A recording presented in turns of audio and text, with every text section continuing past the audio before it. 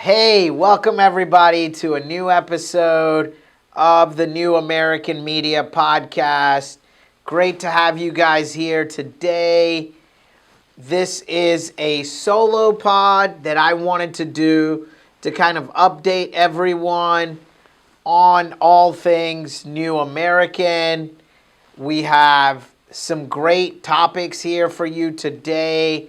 We're going to talk about DeSantis, Title 42, my current New American power rankings. We're always going to talk about those that have secured the bag. And last but not least, we're going to have some trivia for you guys. So buckle up for this great episode. And here we go, everybody. First things first, it's great that now COVID-19 is finally over officially by the federal government. But this also means that there will be an end to the Title 42 policy, or what we like to call it, the Remain in Mexico policy.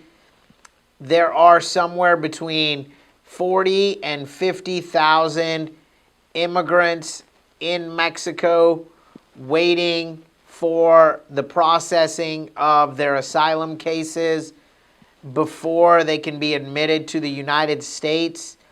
And from everything I've heard from the Biden camp, this policy was a Trump-era policy, and as part of the debt ceiling negotiation, it will be continued by the Biden DOJ and Department of Homeland Security and Border Patrol. So all of you conservatives getting your panties in a bunch over the fact that Title 42 is quote unquote ending, it is not ending. I think a lot of people need to realize that this was actually a really good policy instituted by President Trump. And I, of all people, am willing to say that it was a good policy. I think we need to continue that policy and have these undocumented immigrants and people trying to come to the United States in Mexico while they're waiting processing. So I'm in full agreement with the Biden DOJ to continue the Title 42 process in another name. So I think all of the worries about the southern border are very overblown, and the statistics have shown that immigration to the United States since Trump took office in 2016 to today has actually decreased significantly. And if you realize from all of the jobs that Biden has brought to the United States and is continuing to bring back to the United States through the CHIPS Act, through the Inflation Reduction Act, by bringing manufacturing of clean technologies and other high-end tech, it is extremely important that we have workers. Currently, as the boomers age out, we have a huge skills gap and a labor gap in manufacturing because, as you all know, most Gen Zers want to be on TikTok, including myself as a millennial, and not in a manufacturing facility working on silicon chips or other types of intensive manufacturing. Therefore, we need a process to bring in immigrant new American labor to the United States. And this is something you will hear from both the right and the left. And it would make a lot of sense if prior to his reelection next year, President Biden looks into crafting a comprehensive immigration policy to address those needs. Our unemployment rate is at 3.5%. I believe it will stay that way, and we have to get more people in work and skill-based jobs such as plumbing, mechanical, electrical, construction, roofing, framing, high-skilled manufacturing, and those types of industries that pay really well and created the middle class in the 50s and 60s and 70s. Let's talk about everybody's favorite Florida man, Tiny D, Ron DeSantis, and his extremely restrictive anti-immigrant policy in the state of Florida. What it's caused is an outright ban, and a lot of immigrants have left the state of Florida. If you look at construction sites throughout the state, they're empty. Truckers are refusing to come through the state of Florida, and empty shelves are seen all over Publix grocery store chains across the state. Do I think it's catastrophic for the state of Florida? Probably not, but do I think it'll be a detriment to their GDP? 1,000%. What he doesn't understand by instituting these draconian measures is a majority of immigrants, both documented and undocumented, work extremely hard. I would say 95% of them work extremely hard, pay their taxes, and do the right thing. And so for him to single out immigrants is an extremely unprofessional, cruel, yet very MAGA way of doing it, as we've seen the Republican Party evolve from the party of Ronald Reagan and George Bush to the party of Donald Trump. And all they really want to do today is fight these woke culture wars. Speaking of woke, let's talk about their definition of woke. Woke is when you believe that the reason the Civil War was fought was over slavery. Woke is when you believe women should have bodily autonomy and rights to their own body. Woke is when you believe LGBTQ or gay people should have the ability to marry themselves. If all of those things are woke, well, hey, I am as woke as it gets, guys. But I think if that's the case, then over 70% of America is woke. We all know there are that 30 to 35% diehard MAGA supporters, but I would say a majority of Americans would be woke. And some of these culture war fights, like literally, they just tried to cancel Chick-fil-A because they hired a DEI officer. Like, seriously, guys? Come on, man. Chick-fil-A is one of the most conservative Christian organizations. They're closed on Sundays. And just because they hire a DEI officer doesn't make them woke. And all of you people trying to boycott Disney, boycott Chick-fil-A, I think Target is on the list now. You're going to be out of things to do. Boycotts simply don't work. I think on both sides of the aisle, when liberals were boycotting things like the Goya beans under Trump, that never worked. I thought that was stupid. And I think what the conservatives are doing now is also dumb. It's super clickbaity. And if you're looking for clickbait, go to someone else's podcast or YouTube page or TikTok.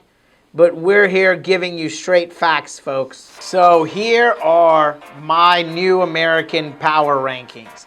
This is something moving forward we're going to do a segment of on each pod. I think it'll change as the year goes on.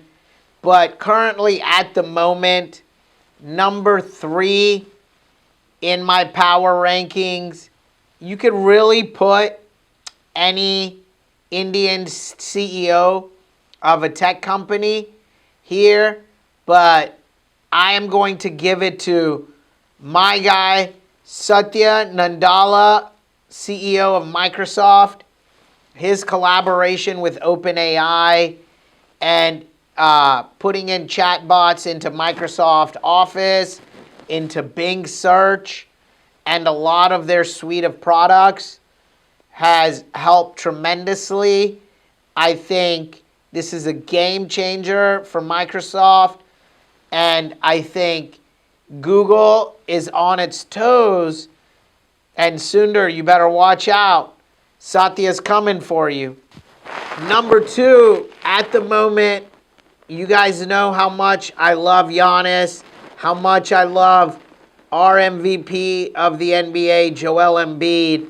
But number 2 here has to be Nikola Jokic because he is in the NBA Finals.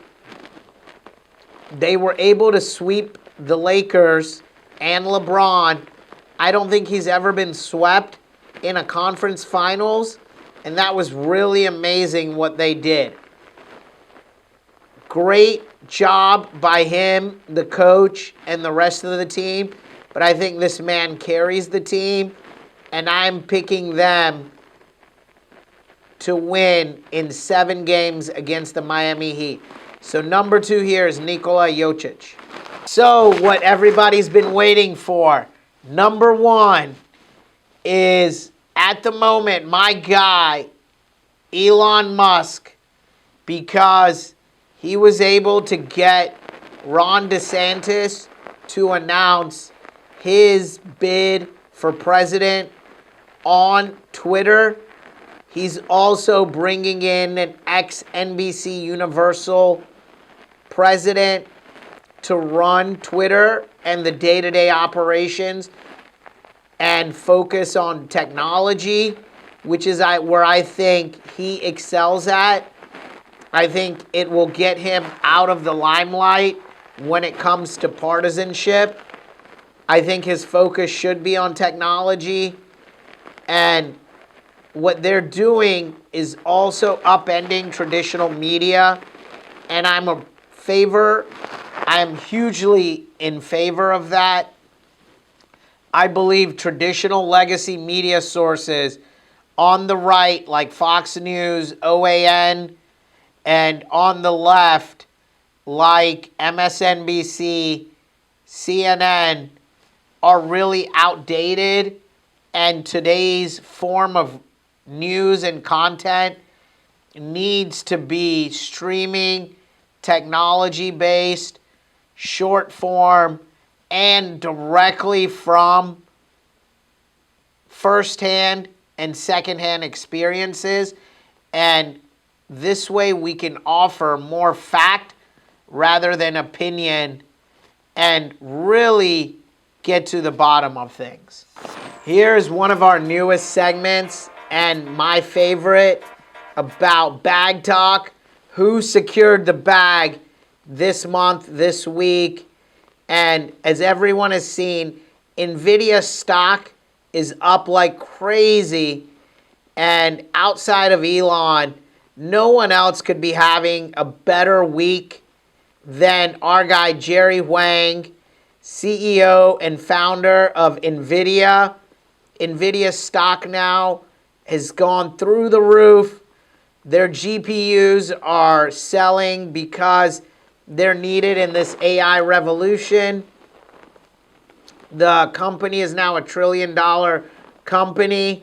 So Jerry Wang, you just secured the bag. Always love to talk about football. The NFL is king. And even in the off season, it's always in the news. So of all people, I'd like to say my guy, DeAndre Hopkins, just secured the bag. He got released from the Cardinals, who will still pay him their annual salary. And now he gets to go to a title contender, whether it's the Ravens, the Chiefs, the Buffalo Bills, or even in the NFC, you're looking at the 49ers, the Cowboys, and the Philadelphia Eagles. Any of those teams are in what is called the Super Bowl bubble. So I believe if he were to sign with any of those teams, they would become a clear favorite to win the Super Bowl next year. So shout out to my man D-Hop. You just secured the bag, brother. Special shout out to my brother-in-law, Nirav, on securing the bag. He did what all immigrants dream of when they come to this great country, marrying a beautiful blonde white woman. So shout out to Nirav and Victoria for their beautiful wedding this past week. And congrats, Nirav, on securing the bag. Hey, everybody, here are some great updates on our project. We have fully raised our $4 million capital raise. Things are looking great. We're finalizing our financing terms. We have multiple term sheets from multiple lenders. We will decide here in the next 30 days how to move forward. Within the next 60 to 90 days, we will officially be breaking ground on our project here in Cary, North Carolina, with the 55 luxury townhomes. So we'll have a big event for all of you local residential realtors to come out, check out the site, check out the potential of the project, meet the builder. Would love to have all of the local realtors out, and look forward to seeing our investors and everyone else, as it'll be a great event. And I'm super excited for this project, and I would love to take you guys on a journey of how this project comes to fruition. So buckle up, strap in, get some popcorn out, and enjoy the journey. I know I will. This is New American Trivia. We're doing a new segment on the pod here about trivia. It will be, which country in the world do these immigrants come from? So clue number one, this country is in the Caribbean. Clue number two, in 2020, 30,000 people migrated from this country to the U.S. during COVID. Clue number three, based on the 2020 census, there are over 480,000 natives of this country in the Caribbean that currently live in the U.S. And clue number four, I will be throwing my 40th birthday party in this country coming up later this summer. If you get this trivia question right in the comments, you could potentially win a trip to my 40th birthday party. So let me know what you guys think in the comments below. Thank you guys for watching this episode of the New American Media Podcast. Follow us on all of our social media accounts. You can catch this pod wherever podcasts are available. Apple, Spotify, Anchor, everywhere. And follow our socials on TikTok, Instagram.